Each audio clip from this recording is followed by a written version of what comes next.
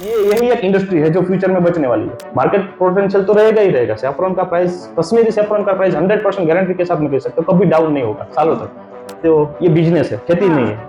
R&D से लेकर production level का जो काम प्रोफेशनल लेवल पे होना चाहिए वो इंडिया में लोग बहुत कम कर रहे हैं। प्रोडक्शन और डिमांड का जो रेशियो है वो 85% गैप है उसका, और वो गैप कभी खत्म ही नहीं होगा। डिमांड बढ़ती जा रही है, प्रोडक्शन कम होता जा रहा है, इसीलिए सैफरन का रेट जो है बढ़ता जा रहा है। तो क्वालिटी की बात आती है तो कश्मीर का जो सैफरन है वो सबसे बढ़िया, वर्ल्ड का सबसे बढ़िया सैफरन है। उसी सैफरन फार्मिंग में लोगों का भी यही है कि 3 महीने में सैफरन हार्वेस्ट हो रहा है और 3 महीने में हम सैफरन हार्वेस्ट करके पैसा वाला हो जाएंगे। मगर ये लोगों की गलत सोच है। 1 लाख फूल आप जब कलेक्ट करते हो तब जाके 1 किलो ड्राई सैफरन बनता है, 1.5 से लेकर 2 लाख तक के फूल। हेलो, नमस्ते एंड वेलकम बैक टू कृषि एसेट। तो आज के इस खास एपिसोड में खास टॉपिक है इंडोर सैफरॉन कल्टीवेशन। अगर आप छोटी सी जगह में लाल सोना यानी कि केसर की खेती करना चाहते हैं, या फिर आप इंडोर कल्टीवेशन की नई टेक्निक यानी कि एरोपोनिक्स के बारे में ज्यादा जानना चाहते हैं, या फिर अगर आप एग्री बिजनेस एंड इनोवेशन के लिए इंटरेस्टेड है, तो फिर ये वीडियो आपके लिए। गुजरात में first time indoor saffron cultivation को इंट्रोड्यूस करने वाले ब्रिजेश कालरिया से हम सीखेंगे सैफरॉन कल्टीवेशन स्टार्ट करने से लेकर के सेल करने तक की सारी information. So without wasting time, let me introduce our guest Brijesh Kalaria. नमस्ते सर। जैसे कि आजकल हम देख रहे हैं कि सैफरॉन एक ट्रेंडिंग टॉपिक बन चुका है इंटरनेट पे, यूट्यूब पे भी बहुत सारे वीडियोस है कि इसी जगह से लाखों रुपए कमाए जा सकते हैं। लेकिन आज हम इस वीडियो में रियलिटी चेक करने वाले हैं कि सच में क्या इतना जो ग्लैमर दिख रहा है ये टॉपिक, क्या सच में ये इतना इजी है इससे पैसा कमाना। साथ ही साथ हम मार्केट के बारे में भी बात करेंगे, एंड उससे पहले हम बात करेंगे आपकी जर्नी के बारे में। So sir, let's start with your introduction. जी, मेरा नाम ब्रिजेश कालरिया है। गुजरात के राजकोट डिस्ट्रिक्ट के गोंडल शहर का रहने वाला हूँ। और मेरा जो बेसिक एजुकेशन बैकग्राउंड है BCA। After BCA I am doing job in Mumbai in film animation and cinematography. Then मैं वापस पापा का जो पुराना बिजनेस है यहाँ पे इलेक्ट्रॉनिक्स का मेरा शोरूम है गोंडल में, तो उसमें बैठ रहा था और मैं देख रहा था कि ये बात है 2016 की। हाँ, ये 2016 में मैं जब मुंबई से यहाँ पे आया जॉब छोड़ के, तो मैं शॉप पे बैठता था और पापा फार्मिंग कर रहे थे। तो उस टाइम पे मैं देखता था कि हमारी जो लैंड है उसका जो रेट है, अगर लैंड को बेच के अगर हम उसको FD करके फिक्स डिपॉजिट में रख दें और 8-10 साल के बाद अगर हम इनकम देखें, तो जो इनकम खेती में है उससे ज्यादा उसमें इंटरेस्ट में मिल रही है। क्योंकि ओपन क्लाइमेट के अंदर क्या है, काफी सारी दिक्कतें हैं। खास करके जो सोइल है हमारी वो एक्चुअली उसको बोलते हैं डेथ हो गई है। सोइल में हम खेती नहीं करते। मैं ऐसा मानता हूँ कि हम रेत के अंदर खेती कर रहे हैं। रेत में खेती करने का मतलब ये है, रेत के अंदर जितना हम न्यूट्रिशन डालते हैं उतना ही हमको आउटपुट मिलता है। तो ये एक लोगों की, फार्मर्स की एक मेंटालिटी हो चुकी है आजकल। जो खेत में हम यूरिया डाल रहे हैं, पेस्टिसाइड डाल रहे हैं, उसके बाद जो हम DAP खाद वगैरह डालते हैं, और जो खरपतवार की जो दवाई डालते हैं, उससे हमारी जो लैंड है वो एक्चुअली डेथ हो चुकी है। उसमें कोई एक्टिविटी है ही नहीं, माइक्रोबायल्स एक्टिविटी नहीं है, ना ही उसमें कोई केंचुए की कोई एक्टिविटी है। तो इस तरीके से फार्मर्स का जो प्रोडक्शन है घटता जा रहा है, खर्च बढ़ता जा रहा है। इसी हिसाब से हमने कैलकुलेट किया कि ओपन फील्ड की जो खेती है उसमें हमने काफी सारे क्रॉप्स की ट्राई की। उसमें अलग अलग टाइप्स के क्रॉप्स लगाए। उस टाइम पे हमने लगाया था 5 बीघा के अंदर, यानी कि 2 एकड़ में मलेशियन नीम, जो एग्रो फॉरेस्ट्री के नाम से बिजनेस किया जाता है। और मलेशियन नीम में भी हमने 6 साल के बाद कटिंग किया। उसमें प्लाईवुड में जाता है, वो वुड जो है वो प्लाईवुड इंडस्ट्री में उसका प्लाईवुड में यूज होता है। तो वो हमने 5 साल के बाद कटिंग किया था, तो वो भी 4.5 लाख का ये वुड हुआ था। तो उसके टाइम पे हमने हनी फार्मिंग का भी सोचा था 2016 में। तो उस टाइम पे मैंने 10 बग से लेकर हनी फार्मिंग की शुरुआत की थी, और मधुमक्खी का पालन जो करने का सोचा था उस टाइम पे। क्योंकि ये सोचने की जरूरत इसलिए पड़ी थी कि जो ओपन फील्ड में हम खेती कर रहे हैं उसमें मार्जिन नहीं है, यानी कि एक इनकम सोर्स देखी जाए तो नहीं थी, और रिस्क फैक्टर ओपन फील्ड में इतना था। तो फिर अलग अलग टॉपिक्स के ऊपर हम काम कर रहे थे 2016 से ही, कि हमको अगर एग्रीकल्चर को सस्टेनेबल मॉडल में कन्वर्ट करना है तो किस तरीके से काम किया जाए। तो उसी टाइम से लेके आज तक 2024 तक तो हमारी जो जर्नी है उसमें मुझे उस टाइम पे इंटरेस्ट नहीं था इतना एग्रीकल्चर में, जब मैंने स्टार्ट किया 2016 में। तो उसके बाद मैंने तय कर लिया कि मैं अपना जो काम है वो कोई बिजनेस भी नहीं करूंगा, जॉब भी नहीं करूंगा, मगर एग्रीकल्चर सेक्टर के रिलेटेड ही मैं कुछ करूंगा, उसी में अपनी प्रोडक्ट बना के लोगों को अच्छी क्वालिटी का फूड सप्लाई करूंगा। क्योंकि लोगों को अच्छी ट्रस्टेबल प्रोडक्ट मार्केट में मिल नहीं रही है। और जो शुरू से लेके जीरो से लेके अब तक अप लेवल का R&D से लेकर प्रोडक्शन लेवल का जो काम प्रोफेशनल लेवल पे होना चाहिए वो इंडिया में लोग बहुत कम कर रहे हैं। तो हमने यही सोचा था कि लोगों को अच्छे से अच्छी प्रोफेशनल लेवल पे जो काम करके उसको अच्छे से अच्छी प्रोडक्ट दी जाए। और इसी लेवल पे हमने उस टाइम से लेकर आज तक अलग अलग क्रॉप्स के ऊपर काम किया। हनी फार्मिंग से, जैसे ओपन फील्ड का क्रॉप से काफी सारे ड्रम स्टिक भी लगाया था, सीडलेस लेमन लगाया था, सैंडलवुड भी है अभी मेरे फार्म पे। तो काफी सारी एक्टिविटीज प्रैक्टिकल की, काफी सारी चीजों में हम फेल भी हुए। तो फेल होते होते हमने अलग अलग कंसेप्ट के ऊपर काम किया और देखा कि ओपन फील्ड के अंदर जो खेती हो रही है ओपन फील्ड में, उसमें global warming, climate change, soil के अंदर जो न्यूट्रिशन वैल्यू या फिर सोइल जो है वो डेथ होती जा रही है, सोइल के अंदर कोई एक्टिविटी नहीं है। तो उसी हिसाब से हमने ये इंडोर फार्मिंग के ऊपर काम शुरू किया 2022 से। कोरोना टाइम में हम लोग रिसर्च कर रहे थे। तो उस टाइम पे पूरा हमने एक्सप्लोर किया कि इंडोर में जो खेती हो रही है, इंडोर का मतलब एक बंद कमरे के अंदर खेती की जाए। जैसे ओपन फील्ड के अंदर ग्रीन हाउस में खेती करते हैं, वो भी इंडोर ही बोला जा सकता है। एक one type of indoor. Indoor का मतलब ये एक कंट्रोल क्लाइमेट के अंदर आप खेती कर रहे हो, और कंट्रोल क्लाइमेट के अंदर जब खेती करने की बात आती है तो उसमें काफी सारी प्रैक्टिकल चीजें होती है, और इसमें आपको थोड़ा प्रैक्टिकल नॉलेज भी चाहिए होता है, किस तरीके से आप ग्रो करोगे, कितना इन्वेस्टमेंट लगेगा, क्योंकि जब आप इस टाइप के मॉडल के ऊपर काम कर रहे हो तो आपको सोचना है एक बिजनेस मॉडल के हिसाब से कि खेती कैसे की जाए। तो इसी हिसाब से हम अलग अलग क्रॉप्स के ऊपर रिसर्च कर रहे थे। लास्ट में हमने सेफ्रॉन का वीडियो उस टाइम पे देखा था 2022 में। तो सेफ्रॉन में एक कंसेप्ट है, सेफ्रॉन यानी कि केसर। तो इंडिया में सेफ्रॉन जो है वो महंगा स्पाइस माना जाता है, 3-4 लाख रुपए पर केजी के हिसाब से लेके 6-7 लाख रुपए पर केजी। तो ये हमने सोचा कि अगर कम जगह में महंगे से महंगा क्रॉप कौन सा उगाया जाए, तो हमने उसी हिसाब से रिसर्च किया, सेफ्रॉन सिलेक्ट किया। तो फिर सेफ्रॉन को अगर उगाना है रूम के अंदर, ये तो गुजरात है, तो गुजरात के अंदर तो यहाँ पे हमारे यहाँ 45 डिग्री टेम्परेचर रहता है, तो इसके लिए हमको क्या करना होगा। फिर हमने सेफ्रॉन की खेती कैसे होती है कश्मीर में, वहां जाके 20-25 दिन रुक के वहां पे R&D किया, फार्मर्स को मिले, वहां की खेती ट्रेडिशनल तरीके से कैसे की जाती है। उसके बाद वहां का फुल ईयर्स जो सालाना उसका जो टेम्परेचर वहां पे ओपन फील्ड में क्या रहता है, ओपन एरिया में क्या टेम्परेचर रहता है, मिट्टी का क्या टेम्परेचर रहता है, मिट्टी के अंदर ह्यूमिडिटी क्या रहती है, ओपन एयर के अंदर ह्यूमिडिटी क्या रहती है। उसके बाद ये जो सेफ्रॉन की साइकिल है कि पूरे साल में सेफ्रॉन जो ग्रो कर रहा है वो उसकी पैटर्न क्या है, उसके ऊपर रिसर्च किया। फिर हम थोड़ा सा सीड लेके आए और फिर हमने रिसर्च किया 1 साल पूरा साइलेंटली, किसी को मालूम भी नहीं था हम ये कर रहे हैं।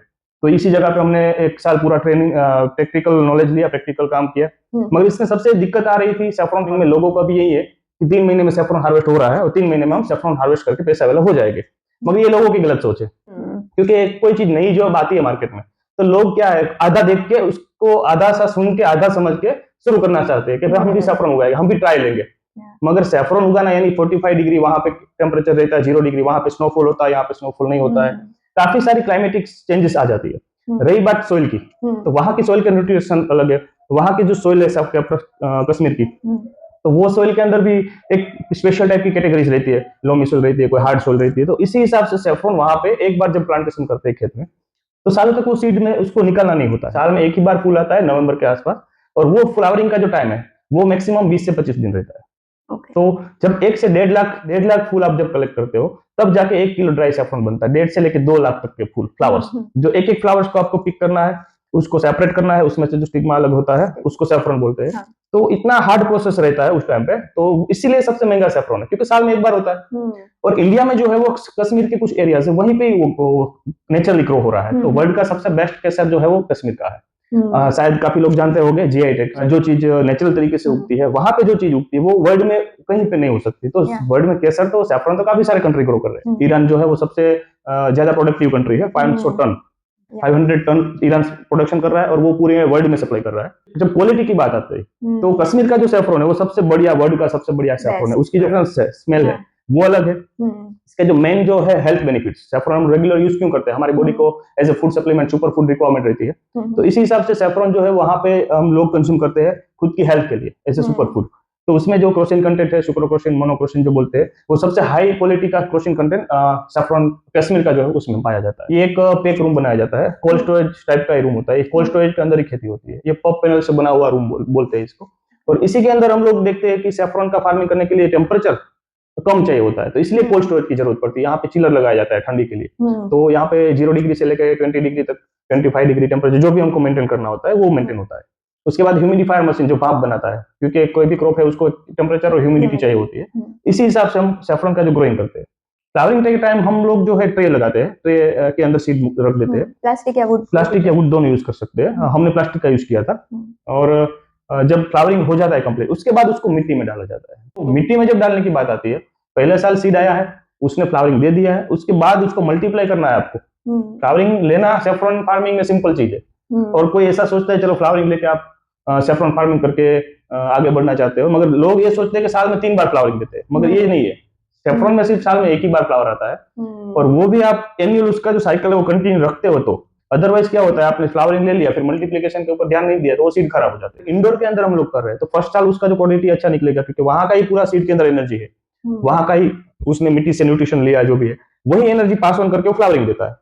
रही बात सेकंड ईयर की, जब वो सीड नए बेबी कॉम को बोन देता है, और हम ज्यादातर उसी के ऊपर फोकस करने का बोलते हैं लोगों को, और जो सीड नया बनता है उसमें आप मिट्टी में यहाँ पे आप ग्रो कर रहे हो, सेकंड जब फेज उसका स्टार्ट होता है वेजिटेटिव ग्रोथ या फिर मल्टीप्लिकेशन बोलते हैं, तब आपको उसमें मिट्टी में डालना होता है।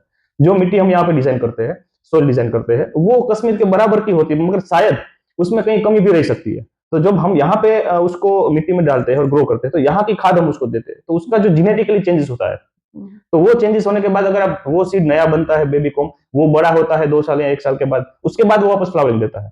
तो यही पैटर्न है वो स्टेबल होने वाली चीज। यहाँ पे लोगों को धीरज रखना पड़ता है। लोगों को ऐसा है कि सैफरन फार्मिंग बहुत सिंपल चीज है, मगर आपको एक बार फ्लावरिंग लेने के बाद उसमें जो नया सीड बनता है बेबी कॉम, क्योंकि ये क्या है, एक कॉम पैटर्न, इसका मदर जो रहता है वो सड़ जाता है मिट्टी के अंदर और नया बल्ब जो बनना शुरू हो जाता है नेक्स्ट, वो बल्ब जो साइज में छोटा रहता है, यानी पेन जो अपनी लिखने वाली है उसका पॉइंट के हिसाब से, पॉइंट्स की साइज से लेके लेसन जो बोलते हैं छोटे से लेके मीडियम साइज का जो लेसन होता है उसी साइज का उसका ग्रो होता है। जब सुपारी की साइज का जब सीड होता है उसके बाद उसमें फ्लावरिंग आना शुरू हो जाता है, यानी सुपारी के साइज का सीड होता है या फिर उसका जो वेट है 15 ग्राम के आसपास रहता है, उसके बाद ही उसमें फ्लावरिंग आता है, तब तक आपको वेट करना होता है। तो ये जब सीड छोटा होता है, बड़ा होने में 1 साल लगता है, किसी छोटे बड़े ज्यादा छोटा सीड रहता है उसको 2 साल लगता है, 3 साल लगता है। तो ये जो 2 से 3 साल की जो वेटिंग पीरियड है सीड को बड़ा होकर फ्लावरिंग देने की, वो वहां पे मिट्टी में हो रही है सालों तक वो मिट्टी में हो रही है। वही प्रोसेस आपको यहाँ करनी है, मगर आपको वेट एंड वॉच करना पड़ेगा, ताकि आपको जब आपके पास सीड बढ़ता जाए, नए नए सीड आपका बनना शुरू हो जाए, उसके बाद आप सैफरन फार्मिंग में प्रोडक्टिविटी ले सकते हो। तो सर मार्केट की बात करें तो जैसे कि आपने बोला प्रोडक्शन हमारा कम हो रहा है, अकॉर्डिंग टू डेटा देखें तो 2010-11 में ऑल ओवर इंडिया में 8 टन तक का हमारा प्रोडक्शन था सैफरन का, लेकिन 2023-24 का अगर देखें तो बहुत डिक्रीज हुआ है, अकॉर्डिंगली 2 to 3 टन तक वो आ गया है प्रोडक्शन। हम इंपोर्ट करते हैं ईरान से सैफरन ज्यादातर, लेकिन उसमें भी अभी वॉर की जो सीरियस सिचुएशंस चल रही है तो उसमें भी प्राइस हाई हो चुके हैं, 10% to 26% रिटेल और होलसेल भाव में सैफरन के प्राइसेस हाई जा चुके हैं। लेकिन जब आपने स्टार्ट किया तब आपने भी मार्केट रिसर्च किया होगा फॉर श्योर स्टार्ट करने से पहले, तो उस टाइम पे आपने क्या सोचा था स्टार्ट करने से पहले मार्केट के बारे में? सैफरन एक ऐसी चीज है इंडिया के अंदर सालों से लेकर आज तक प्रोडक्शन और डिमांड का जो रेशियो है 85% गैप है उसमें, और वो गैप कभी खत्म ही नहीं होगा। डिमांड बढ़ती जा रही है, प्रोडक्शन कम होता जा रहा है, इसीलिए सैफरन का रेट जो है बढ़ता जा रहा है। काफी सारी चीजें हैं क्रॉप्स के अंदर, जैसे कि टमाटर है, कभी 5 रुपए हो जाता है, कभी 100 रुपए हो जाता है, ऐसी काफी सारे दूसरे भी काफी सारे क्रॉप्स हैं, मगर सैफरन क्या है, वो साल में एक ही बार होता है, इसलिए इसकी प्रोडक्टिविटी कम होने वाली है। साल में एक ही बार आता है, 20 से 25 दिन उसका फ्लावरिंग निकलता है, इसी वजह से प्रोडक्शन की एक लिमिट है, डिमांड बढ़ती जा रही है। और रही बात केसर की, कश्मीर के केसर की, वो क्वालिटी यूनिक है पूरी, इसीलिए इंडिया में जो हम सैफरन फार्मिंग कर रहे हैं तो उसका क्वालिटी वर्ल्ड के किसी भी सैफरन से बढ़िया ही निकलेगा। तो सैफरन फार्मिंग अभी गवर्नमेंट ने वहां पे ये भी शायद लिया है वहां पे स्टेप्स कि सैफरन का सीड बाहर जा रहा है और वहां के फार्मर को सीड नहीं मिल रहा है तो भी रेट ज्यादा हो रहा है, और नहीं मिल रहा है तो उसमें अभी सीड खराब हो गया शायद मिट्टी के अंदर ग्लोबल वार्मिंग की वजह से, हीट की वजह से। तो सीड की कमी जो हो रही है उसकी वजह से गवर्नमेंट ने एक्शन शायद लिया, ऐसा हमारा मानना है। तो वहां पे कश्मीर में जो सीड अभी सैफरन का मिल रहा था वो भी अभी बैन है। तो कोई जो रिसर्च करने वाले हैं वो कोई लोग अभी लेके रिसर्च कर रहे हैं, और पूरे इंडिया में कंसेप्ट जो अभी चल रहा है, तो मोस्टली लोगों को ऐसा लगता है सैफरन फार्मिंग करके पैसा बनाया जा सकता है, इनकम ले सकते हैं, मगर ये एक कंसेप्ट है। हम लोगों को यही बोलते हैं कि इंडोर फार्मिंग में सैफरन उगाने से लेके काफी सारी ऐसी चीजें हैं कि आप इस लेवल पे फार्मिंग करके आप इसमें ग्रोइंग कर सकते हो। जो इंडोर फार्मिंग में मोस्टली फायदा अपना ये है कि आपका एक जो डेटा है आपके पास, आप जिस तरीके से प्रोडक्शन प्लांट के अंदर प्रोडक्टिविटी ले रहे हो उसी हिसाब से आप एग्रीकल्चर की प्रोडक्ट रूम के अंदर ले सकते हो, ताकि बाहर कुछ भी टेम्परेचर हो, बाहर कोई तूफान आके चला जाए, ज्यादा बारिश हो जाए, कम बारिश हो, तो ये सभी फैक्टर्स में हम पॉजिटिवली हम अचीवमेंट आगे बढ़ के कर सकते हैं। टोटली कंट्रोल कंडीशन कैन हो सकता है, तो ये पेस्ट कंट्रोल हो जाता है, इसमें डिजीज कुछ नहीं रहते हैं। तो और ऑर्गेनिक बेस के ऊपर हम काम कर सकते हैं, जो हम सॉइल बनाते हैं वो भी प्योर ऑर्गेनिक होती है। तो जो भी हमको प्रोडक्शन मिलता है 100% natural and 100% healthy food production. Indoor farming जो है वो फ्यूचर के लिए क्रॉप्स पॉजिटिव थिंग्स है। और जो स्टूडेंट अभी है फॉरेन कंट्रीज के अंदर, आप देखो काफी सारे इंडोर फार्मिंग है, हाइड्रोपोनिक फार्मिंग है। अभी मैंने एक वीडियो देखा था, शायद टमाटर का ही था, तो वो 1 महीने के अंदर 1.5 से 2 करोड़ के टमाटर बेच रहे हैं हाइड्रोपोनिक्स में। और इसमें क्या है, प्रोडक्शन ज्यादा मिलता है। तो इंडोर फार्मिंग में आप ये टेम्परेचर वाली चीजें है, जैसे कि गर्मियों में आपको कोई चीजें नहीं मिल रही है, तो वो आप गर्मियों के अंदर सर्दी वाली चीजें जो उग रही है वो आप उगा के बेच सकते हो। उस टाइम पे आपको फायदा क्या रहता है, आपको मार्केट में प्राइस भी मिलता है और मार्केट में उस टाइम पे कंपटीशन नहीं रहती है, तो इसीलिए आपको बेनिफिट मिलता है। ये एक पूरा कंसेप्ट है। सो टोटल बेनिफिट है कि सिंथेटिक कोई भी केमिकल नहीं होगा हमारे, नहीं, कोई भी केमिकल नहीं डाला जाता। सो फर्टिलाइजर, पेस्टिसाइड, हर्बिसाइड किसी की जरूरत कोई चीज जो नेचुरल देखा जाए तो कोई भी क्रॉप्स है, वर्ल्ड का कोई भी क्रॉप्स, कोई भी पेड़, वो नेचर को एक्सेप्ट करता है। नेचर को एक्सेप्ट करने की जब बात आती है, उसको एक्सेप्ट करता है, तो गाय काउ में जो मैन्यूर्स है, जो भी पत्ते जो जंगल के अंदर, फॉरेस्ट के अंदर जो पेड़ के पत्ते निकलते गिरते, तो वो नेचुरल इकोसिस्टम जो है उसी को इंप्लीमेंट करके आप इंडोर में सॉइल डिजाइन करके आप काम कर सकते हो। तो इसमें बाहर के केमिकल की ज्यादातर कोई जरूरत नहीं रहती है, कोई भी काम हमने इसीलिए जो हमने यहाँ पे सॉइल डिजाइन किया है उसमें बाहर का कोई भी फर्टिगेशन का कोई भी शेड्यूल हमने इसमें 1% नहीं डाला, क्योंकि इसके अंदर जो सैफरन हम उगा रहे हैं उसके अंदर जो नेक्स्ट ईयर का जो सैफरन आएगा उसमें 2 साल बाद या 1 साल बाद उसकी जो क्वालिटी है वो सैफरन की चेंज ना हो। और यहाँ पे हम कर रहे हैं, इसमें एक फायदा ये है, यहाँ पे जो सैफरन का जो फ्लावर है वो ओपन ना हो उससे पहले आप उसको पिक कर लेते हो, तो वो क्वालिटी सैफरन की सबसे बढ़िया मानी जाती है। ओपन फील्ड में कुछ ना कुछ डस्ट पार्टिकल भी रहते हैं, तो धूप भी आती है। अगर आप सुबह को वो फ्लावर ओपन हुआ है और दोपहर के बाद आप उसको हार्वेस्ट कर रहे हो तो उसको सुबह से लेकर दोपहर तक की जो है क्लाइमेटिक इफेक्ट्स जो है उसके ऊपर पड़ती है। इसी वजह से सैफरन की क्वालिटी ओपन फील्ड में डिफिकल्टीज है। और लाइटिंग्स की जब बात आती है तो लाइटिंग्स के थ्रू हम देखते हैं क्रॉप्स का टेस्ट चेंज कर सकते हैं। वो भी अच्छी बात है कि अगर आप खीरा ककड़ी देखे तो वो कभी कभी कड़वी निकलती है, तो उस टाइम पे क्या होता है कि सन के थ्रू ऐसी लाइटिंग आ जाती है ओपन फील्ड में कि जो क्रॉप्स जो है ऑब्जर्व करता है लाइट्स, ब्लू और रेड लाइट को, उसी के हिसाब से फ्लावर्स जो है क्रॉप से अपना न्यूट्रिशन बनाता है, उसी हिसाब से टेस्ट बनता है। तो सनलाइट की जगह यहाँ पे हम ग्रो लाइट यूज करते हैं। तो ग्रो लाइट के लाइट पैरामीटर चेंज करके भी हम यहाँ पे जो काफी सारी चीजें चेंज कर सकते हैं। इसमें साइकिल जो है ग्रो साइकिल वो फास्ट होती है। इसमें जर्मिनेशन से लेके क्रॉप्स का जो प्रोडक्शन का जो टाइम, जैसे 3 महीने का क्रॉप्स होता है वो 1 महीने के अंदर 2 महीने के अंदर कंप्लीट हो जाता है। तो लीफी वेजिटेबल से धनिया है, मेथी है, पालक है, ऐसी काफी सारी चीजें भी आप उगा के डेली आप उसको हार्वेस्ट करके बेच सकते हो। अभी माइक्रोग्रेन्स का भी कंसेप्ट चल रहा है, तो माइक्रोग्रेन्स भी आप इंडोर ही कर सकते हो। तो ये काफी सारे स्कोप्स आपके पास है, तो सभी चीजों को मिलाकर आप आगे बढ़ सकते हो। ईरान जो प्रोडक्शन ले रहा है, वर्ल्ड में सबसे ज्यादा सप्लाई कर रहा है, वहां पे भी यही कंसेप्ट है, मगर अभी इंडिया में आया। ये ईरान में तो काफी टाइम से चल रहा है, वहां पे भी इंडोर फार्मिंग के काफी बड़े और हाई लेवल के मॉडल्स है वहां पे, जहाँ पे 5-5, 8-8, 10-10 केजी सैफरन निकाला जाता है। तो ये टेक्निक तो अच्छी है, वर्क भी कर रहे हैं, मगर सैफरन के जो सीड है वो कुछ अवेलेबिलिटी नहीं है, तो महंगे है, गवर्नमेंट ने बैन किया है। ये काफी सारी रिस्ट्रिक्शन के बाद ये सब दिक्कतें आ रही है। तो काफी सारे लोगों ने, हमने देखा, ये बहुत सारे लोग ट्रेनिंग भी दे रहे हैं, अपना आधा अधूरा नॉलेज लोगों को दे रहे हैं, किसी को रिसर्च किसी लोगों ने तो किया भी नहीं है और खुद सैफरन ग्रोइंग करने की ट्रेनिंग दे रहे हैं, ऐसे भी लोग हैं। तो खास करके क्या है कि सेटअप लगाने के बाद वो सीड नहीं सप्लाई करते, वो पहले बोलते सीड हम देंगे, मगर सीड तो अवेलेबल ही नहीं है, सीड बाहर से तो आ ही नहीं रहा है। तो फिर ऐसे लोगों को, सैफरन फार्मिंग लोगों को अगर आगे बढ़ना है तो ये सभी चीजों का ध्यान रख के आगे बढ़ना है, ताकि सेटअप करने के बाद आपको सीड ही नहीं मिलेगा तो फिर आप क्या करोगे। तो ये काफी सारी कॉम्प्लिकेशंस है। पॉजिटिव्स है, जिसके पास सीड है, हमारे पास पुराना सीड है, तो हम उसी सीड को संभाल के आगे उसको ग्रो कर रहे हैं। हमें पता भी है कि हमको ग्रो करने में टाइम लगेगा और हम वेट एंड वॉच कर रहे हैं, हम 2-3 साल उसमें वही सीड को मल्टीप्लाई कर रहे हैं अभी, और उसी सीड को ग्रो करके आगे हम बढ़ रहे हैं। हमने नया सीड बाद में नहीं लिया कभी भी, मगर एक बार लेने के बाद उसको मल्टीप्लाई कर रहे हैं हम। तो ये अभी हमारा जो टाइम चल रहा है 2 साल से, वो सीड मल्टीप्लिकेशन का टाइम चल रहा है। एक टाइम वापस आएगा 3 साल के बाद कि हमारे पास जो सीड पहले साल लाए थे उसी साइज का सीड हो जाएगा, फिर हम फ्लावरिंग लेंगे। और उसके बाद ऐसा टाइम आएगा कि 5 या 6 रूम के अंदर हम एक कोल्ड स्टोरेज में अंदर खेती कर रहे हैं, तो एक रूम जो है उसमें फ्लावरिंग हम लेंगे, बाकी के 2-3 रूम है उसमें मल्टीप्लाई करेंगे। तो ये साइकिल चलती रहेगी सालों तक। तो हर साल हमको फ्लावरिंग मिलता रहेगा।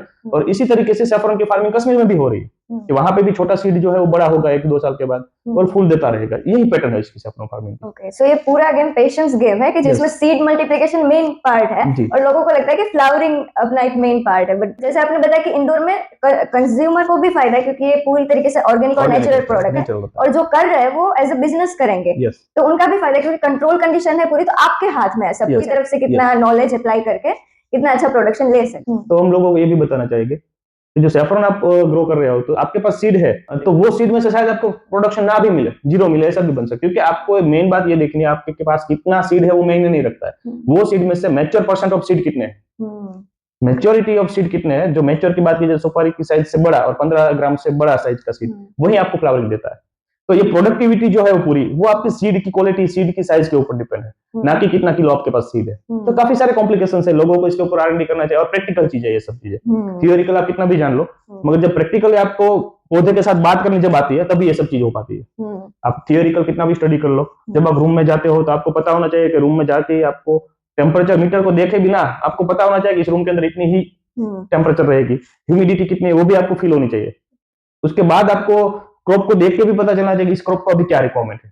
आपको उसको पूछना पड़ता है कि भाई तुझे क्या चाहिए, अगर वो रिप्लाई करता है वही चीज आपको उसको देते हो तो इंडोर फार्मिंग हो सकती है। और काफी सारे स्कोप है ही फ्यूचर के लिए। 100 लोगों में से 10 लोग ये सोचते हैं कि हमको ये करना है, 10 लोग स्टार्ट करते हैं, 100 लोग सीखते हैं, उसमें से 10 लोग स्टार्ट करते हैं, उसमें एक व्यक्ति जो है वो इसमें सक्सेस होता है और वो कंटिन्यू रखता है, जिसके पास पैसा है, बाकी सब बंद कर देते। तो अभी आप देखोगे वीडियो चल रहे हैं काफी सारे सैफरन फार्मिंग, मगर एक टाइम आएगा सैफरन फार्मिंग घाटे का सौदा, ऐसा भी आएगा। क्योंकि जो लोगों ने पूरा इस कंसेप्ट को समझा नहीं है, डिटेल में जाना नहीं है, वो लोग ऐसा भी बोलते हैं कि सैफरॉन फार्मिंग नहीं करना चाहिए, उसमें नुकसान ही है। मगर जिसने अच्छे से समझा है, मैंने जो एक व्यक्ति की बात की, 100 में से एक जो रहेगा वो ये समझ के काम करेगा, इसीलिए वो टिका रहेगा।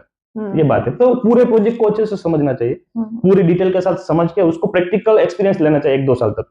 उसके बाद हम जो भी कर रहे हैं उस लेवल के प्रोजेक्ट के ऊपर काम करना चाहिए। तब तक उसको बड़ा कभी करने का सोचना भी नहीं चाहिए। और R&D और रिसर्च मोड के ऊपर आप जब सक्सेसफुल हो जाते हो, नया सीड बड़ा कर सकते हो, नया सीड बड़ा बनने के बाद आप उसमें से जब फ्लावरिंग वापस लोगे, तब ये प्रोजेक्ट पूरा सक्सेसफुली ग्रो होता है। 3 साल बाद आपको पता चलता है कि एक्चुअली इसमें जो सीड है वो बड़ा होने के बाद फ्लावरिंग हमने लिया, उसकी क्वालिटी क्या है। ले भी सकते हो आप बड़ा करके या नहीं ले सकते, सीड खराब भी हो सकता है। तो ये सभी चीजों का ध्यान रख के आपको सैफरॉन फार्मिंग करना चाहिए। ओके, रिस्क फैक्टर बहुत ज्यादा है इसमें, जैसे कि आपने बताया कि 1% सक्सेस रेशियो है कि 100 में से 1 लोग सक्सेसफुली कर पाते हैं ये। लेकिन हम उन 1% की बात करते हैं अभी, बिकॉज मान लीजिए कोई स्टूडेंट ये देख रहे हैं या कोई फार्मर देख रहे हैं जिन्हें बहुत पैशनेट है कि एग्रीकल्चर में ऐसा बिजनेस मॉडल करना है एंड सैफरॉन का करना है, तो आप एक स्टेप वाइज प्रोसीजर क्या देना चाहेंगे उसे कि ये स्टेप फॉलो करो, ऐसे आगे बढ़िए आप? बस सबसे पहले तो यही है, इसमें 3 तरीके से लोग वर्क करते हैं। सबसे पहले 1 लाख का इन्वेस्टमेंट वाला मॉडल है, 3 लाख वाला है और 15 लाख वाला है। मगर सबसे मेन बात आती है सीड सप्लाई की। अभी सीड तो अवेलेबल नहीं है, तो आप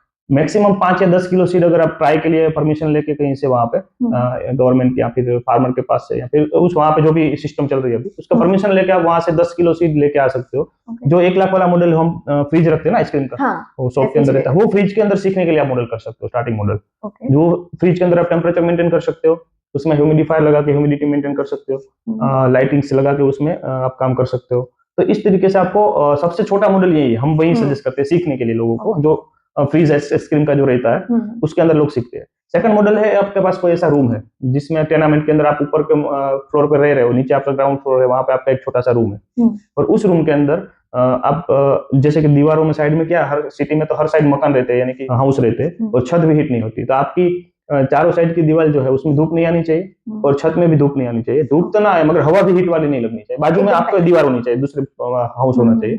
तो ऐसे रूम के अंदर आप थर्मोकोल की जो सीट लगा के अंदर इंडोर फार्मिंग कर सकते हो। उसमें आपको क्या रहेगा, एक चिलर लगाना पड़ता है। चिलर यानी कि एसी, एक टाइप का एसी रहता है। मतलब चिलर की खासियत ये रहती है, 0 डिग्री तक जाता है, माइनस तक जाता है। तो चिलर का मतलब ये है। और कंप्रेसर टाइप का उसमें कूलिंग रहता है। और एसी जो है वो 16-17 डिग्री 15 डिग्री तक ही जाता है। तो आपको चिलर लगाना होता है उसमें, ट्रे लगा के, रेक लगा के। ये सैफरॉन के अंदर बहुत कॉम्प्लिकेशन है ही नहीं, सिंपली ग्रो होता है। ह्यूमिडिफायर मशीन, टेम्परेचर के लिए आपका चिलर जो रहता है, सिंपल सा एक टेम्परेचर थर्मोमीटर रहता है जो रेगुलर जो अपना रहता है कांच वाला जो सिंपल सा, और एक डिस्प्ले वाला टेम्परेचर और ह्यूमिडिटी मीटर। बस हम उसी चीज से पूरा ग्रो कर रहे हैं। और नॉर्मल सी लाइट्स जब जरूरत होती है तो नॉर्मल सी लाइट का यूज किया जाता है। बाकी इसमें ज्यादा ग्रो लाइट्स के ऊपर आपको ग्रोइंग ज्यादा मिलता है, प्रोडक्शन ज्यादा मिलता है, ऐसी कोई चीजें नहीं है। ओके, सो इतनी चीजें हमें मेंटेन नहीं करना होता। आप किसी भी टाइप की चीज उसमें उगा सकते हो जो आपको ट्रायल लेने के लिए करनी है, ना कि सैफरॉन। सैफरॉन आप 10 किलो सीड लेके कर रहे हो तो रूम के अंदर अगर जगह है तो काफी सारे दूसरे भी क्रॉप्स है वो उसी टेम्परेचर के हिसाब से ग्रो हो रहे हैं, तो वो टेम्परेचर के हिसाब से आपको वो चीजें भी उगा के ट्राई करनी चाहिए।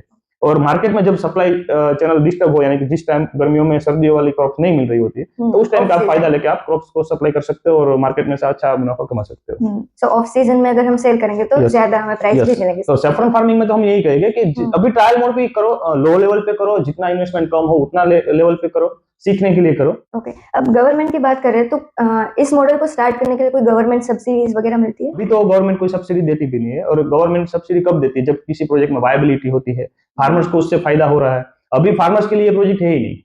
और ये अभी स्टूडेंट है, रिसर्चर है, जो अलग तरीके से एग्रीकल्चर के ऊपर रिसर्च कर रहे हो, अभी वही लोग इसके अंदर भी काम कर रहे हैं। और कोई पैशनेबल है जिसके पास डिग्री नहीं है मगर उसको पता है, जैसे कि मैं हूँ, तो वो लोग भी करते हैं, तो वो अच्छे से ग्रो भी कर रहे हैं। ऐसा नहीं है कि नहीं कर रहे, मगर वो पूरी चीजें क्या, हम प्रैक्टिकल होते हैं, जमीन से जुड़े हुए होते हैं। हमारे पास थियोरिकल नॉलेज तो हम ले सकते हैं मगर प्रैक्टिकल हमारे पास है, वो हमको ज्यादा फायदा होता है। सोचते हो ये बिजनेस है, खेती नहीं है, ये एग्रीकल्चर का बिजनेस है। जब बिजनेस की बात आती है तो आपका माइंडसेट होता है कि आपको इतना रुपया इन्वेस्ट करना है, आपको 4-5 साल तक उसमें इन्वेस्ट जो किया है पैसा उसका वेट करना होता है। उसके बाद आपका जो खर्च निकलने के बाद 5 साल के बाद आपको इनकम शुरू होती है। तो ये मॉडल ऐसा है, आपको बिजनेस के मॉडल के हिसाब से ही सोचना है। अभी मान लीजिए कल्टीवेट कर लिया हमने सक्सेसफुली सैफरॉन को, बट अभी से मार्केट कैसे करें, सेल कैसे करें? सेलिंग में कश्मीर और ईरान, हम दोनों की कंपेयर करें तो 90 रुपीज यानी 90,000 से लेकर 1.5 लाख पर किलो ईरान के सैफरॉन।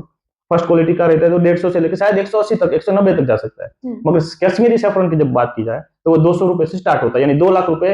एकदम लो क्वालिटी का अगर सैफरॉन रहता है तो भी 2 लाख रुपए पर केजी यानी कि 200 रुपए पर ग्राम से स्टार्ट होता है। वहां से लेके जब हाई प्राइस की बात की जाती है तो वो होता है 4 लाख, 4.5 लाख, 5 लाख तक भी जा सकता है पर केजी के हिसाब से। और वही सैफरॉन अगर आप बाहर यूएस या फिर दूसरी कंट्री में बेचते हो लूज में, तो आपको 5 लाख तो मिनिमम मिल ही सकते हैं। और वहीं अगर आपकी ब्रांड से आप बेच रहे हो यूएस में, तो शायद 1000 रुपए से लेकर 1500 रुपए इंडियन करेंसी के हिसाब से आपको प्राइस मिलते हैं। तो जो मार्केटिंग की जब बात आती है तो सब अलग अलग सिनेरियो के हिसाब से काम करते हैं। कोई जो एक्सपोर्ट के ऊपर सोचता है, मगर एक्सपोर्ट की जब बात आती है तो आपका ये प्रोजेक्ट है अभी 1 किलो का है, 2 किलो का, मगर एक्सपोर्ट में आपको क्वांटिटी चाहिए, तो फिर आप उसमें ट्रेडिंग का ऑप्शन भी कर सकते हो। सैफरन कश्मीर का लेके वहां भी सेल कर सकते हो। तो ये भी काफी सारे ऑप्शन इसी बिजनेस में है। तो ऐसा नहीं है कि आपको सिर्फ सैफरन उगा के आपको सैफरन की खेती करके खुद का सैफरन ही बेचना है। मार्केट पोटेंशियल तो रहेगा ही रहेगा। सैफरन का प्राइस, कश्मीरी सैफरन का प्राइस 100% गारंटी के साथ में कह सकते हो कभी डाउन नहीं होगा सालों तक। तो गवर्नमेंट का भी फोकस यही है कि इंडिया में सैफरन का प्रोडक्शन कैसे बढ़ाया जाए, क्योंकि 100 करोड़ का सैफरन हम बाहर से मंगाते हैं हर साल। तो वो हमारी करेंसी बाहर ही जा रही है। तो जैसे कि हिंग, तो हिंग के ऊपर भी गवर्नमेंट काम कर रही है अभी। हिंग हम अफगानिस्तान से मंगा रहे हैं, दूसरे कंट्री से मंगा रहे हैं, तो हम हिंग भी बहुत सारी करोड़ों की इनकम बाहर भेज रहे हैं हमारा करेंसी। तो वो भी कल्टीवेशन का स्टार्टिंग 2018-19 से ही चालू हो रहा है, इंडिया हो चुका है इंडिया में। उसके बाद जैतून यानी ओलिव ऑयल्स की खेती हो रही है, तो वो भी राजस्थान में अभी स्टार्ट हो चुका है। तो काफी सारी एक्टिविटी हो रही है गवर्नमेंट की तरफ से, ऐसा नहीं है। मगर उसको पता है कि फ्यूचर में अगर इंडिया में ये चीज चाहिए तो उसको महंगी होती जाएगी। उसकी जगह अगर हम ही ग्रो करें और हमारा करेंसी इंडिया में रहे, हमारा पैसा बाहर ना जाए, तो वो इंडिया का ही करेंसी इंडिया में रहेगा, तो अपनी इंडिया की मार्केट ग्रो होगी। तो ये काफी सारे प्रोजेक्ट भी चल रहे हैं। तो एग्रीकल्चर में बहुत कुछ है, एकदम डाइवर्सिफाइड फील्ड है ये, बहुत सारे स्कोप है। प्रॉब्लम ये कि हमारे फार्मर्स जो है वो ट्रेडिशनल मेथड्स को पकड़ के बैठे हैं, क्योंकि कि हमारे जो रिसर्च हो रहा है वो प्रॉपर एक्सटेंशन नहीं हो पा रहा सारे फार्मर्स तक। तो ये एक कहीं ना कहीं गैप रह रहा है अभी भी। तो अगर कोई पैशनेट है और थोड़ी सी मेहनत, रिसर्च और एक्सपेरिमेंट करने का सोचे, तो उसे बहुत सारा फायदा हो सकता है इन फ्यूचर इससे। तो टिश्यू सीड अगर बन जाता है तो सीड सस्ता भी मिलेगा और प्रोडक्टिविटी भी ज्यादा मिलेगी।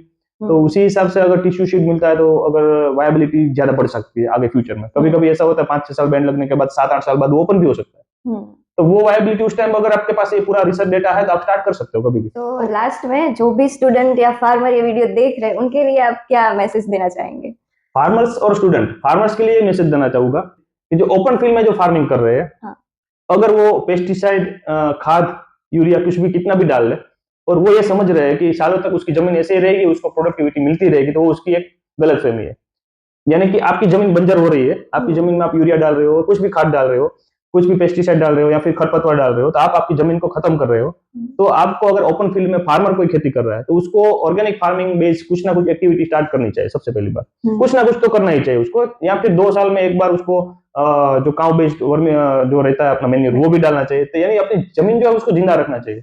अगर आपकी जमीन के अंदर ताकत रहेगी, पूरी हेल्दी रहेगी, तो उसको फ्यूचर में आगे उसके खेती के अंदर फायदा है। ये होगी फार्मर की बात, क्योंकि वो उसके पास और कोई स्कोप नहीं है। उसका क्या है, सस्टेनेबिलिटी बढ़ जाए, खर्चा कम जितना करे उसका उतना फायदा है। ओके। और स्टूडेंट की बात की है, स्टूडेंट जो भी एग्रीकल्चर का स्टडी कर रहे हैं, जो भी क्वेश्चंस आ रहे हैं उसको फार्मर को मिलना चाहिए। वहां जाके उसको पूछना चाहिए कि आपकी प्रॉब्लम्स क्या है, आपको खेती कर रहे हैं तो आपको प्रोडक्टिविटी मिल नहीं रही है, तो क्यों नहीं मिल रही, तो उसके ऊपर रिसर्च करके उसमें क्या बदलाव फार्मर को करना चाहिए, फार्मर को हेल्प करनी चाहिए स्टूडेंट को। क्योंकि आप स्टडी कर रहे हो तो आप अगर हेल्प करते हो फार्मर को, वो भी अच्छी चीज है, आप नॉलेज दे रहे हो। उसको तो वो तो अनपढ़ तो बिना पढ़े होते हैं, उसको तो ट्रेडिशनल मेथड मालूम होती है, मगर कुछ साइंटिफिक चीजें है वो स्टूडेंट उसको समझाए तो एक्सेप्ट करके कुछ बदलाव कर सकते हैं। तो वो स्टूडेंट वहां से शुरू कर सकते हैं, ताकि स्टूडेंट को भी प्रैक्टिकल चीजें जानना मिले ग्राउंड लेवल की। और खुद स्टूडेंट जो है नए नए टॉपिक इंटरनेशनल लेवल पे फार्मिंग के मॉडल चल रहे हैं, उसी के हिसाब से आपको प्रैक्टिकली नॉलेज भी लेना चाहिए और प्रैक्टिकल खुद आपको उसमें स्टार्टिंग भी करना चाहिए एज ए एक्सपेरिमेंट। तो वो भी चीज आपको काफी सारी स्टडी के साथ आपको आगे काम में भी आ सकती है। जब आप बाहर निकलोगे स्टडी करके, अगर एग्रीकल्चर ही आपका फील्ड है, उसमें आपको पैशन है, उसमें आपको शौक है, तो ये एक इंडस्ट्री है जो फ्यूचर में बचने वाली है, जो एग्रीकल्चर इंडस्ट्री है। क्योंकि भारत हमारा बोलते हैं खेती प्रधान देश है, तो वो यही एक लास्ट में बचेगा। खेती के ऊपर ही हमारा पूरा जीडीपी है। अगर गांव में बारिश होती है, प्रोडक्शन कम मिलता है, तो इसका इफेक्ट सिटी में आता है, वहां पे परचेस सेल के ऊपर उसका इफेक्ट होता है और वही चीज दिल्ली तक पहुंचती है। तो ये पूरा एग्रीकल्चर के ऊपर पूरा देश का इकोनॉमी चल रहा है, ऐसा बोल सकते हैं। क्योंकि सभी फील्ड जो है बिजनेस के, उसमें रिस्क है, कंपटीशन है और उसमें कभी भी कुछ भी बदलाव हो सकते हैं। मगर एग्रीकल्चर जो है वो डेली फूड जो है वो डेली की रिक्वायरमेंट है, चाहे कुछ भी हो जाए। आप सोने का बिस्किट नहीं खा सकते हो, आपको फूड की ही रिक्वायरमेंट पड़ेगी। और उस टाइम पे आपको वो फार्मर के अलावा या फिर इस टाइप की टेक्नोलॉजी से अगर फूड बनाया जाता है, वही आपको काम लगेगा। फ्यूचर में वही होगा शायद। पॉपुलेशन बढ़ रही है, फूड की डिमांड बढ़ रही है, सामने देखा जाए तो प्रोडक्शन जो है वो फूड का कम होता जा रहा है, तो काफी सारी कॉम्प्लिकेशंस आगे आएगी। आपको शायद आप देख रहे हो दूसरे कंट्रीज में टमाटर के भाव बहुत बढ़ जाते हैं, पूरे साल हाई रहते हैं। तो हमारे यहाँ अभी दिक्कत नहीं है, मगर ऐसा हो सकता है अभी हर एक के देखा जाए तो पूरे साल का आपके घर के सब्जी का बिल देखा जाए तो हर वीक 500 से लेकर 700 रुपए का सब्जी आप लेते हो।